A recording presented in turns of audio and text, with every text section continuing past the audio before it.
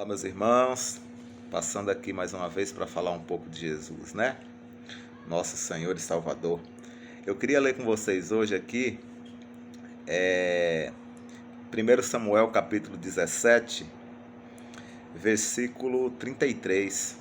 Fala assim, ó: Porém Saul disse a Davi: Contra este filisteu não poderás ir para a peleja com ele, pois tu ainda és moço e ele homem de guerra desde a mocidade. Todo mundo já ouviu falar da história de Davi e o gigante Golias. Saul, que eu acabei de ler aqui, ele era o rei de Israel. Ele era o rei do exército que teria que vencer esse gigante Golias e aqueles que estavam com ele, que eram os filisteus, né? Só que ninguém tinha coragem de enfrentar esse gigante. Ninguém tinha coragem de enfrentar esse problema. E Davi teve coragem. E Davi falou: quem é esse para afrontar o exército do Deus vivo? Veja que Davi falou uma coisa muito importante, que o gigante ele não estava enfrentando o exército de homens, ele não estava enfrentando o exército de Israel somente, mas era o exército de Deus.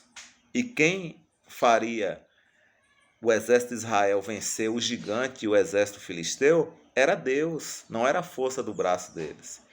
Então, às vezes, você está enfrentando um problema que você já olhou para ele de todas as formas, já tentou vencer de todas as formas, com a força do seu braço, e você não tem conseguido.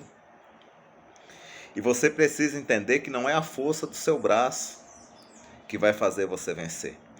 O que vai fazer você vencer é a fé em Deus. A fé que você tem em Deus vai fazer você prevalecer sobre os seus problemas, vai fazer você prevalecer sobre o seu gigante. Veja que Davi não falou que era ele que iria vencer, mas ele falou que Deus que estava com ele faria ele vencer. Então, que confiança é essa que você tem em Deus, que quando vem um problema, você se desespera, você chora? Que confiança é essa? Essa confiança você está tendo só em você. Por isso que você se desespera e chora.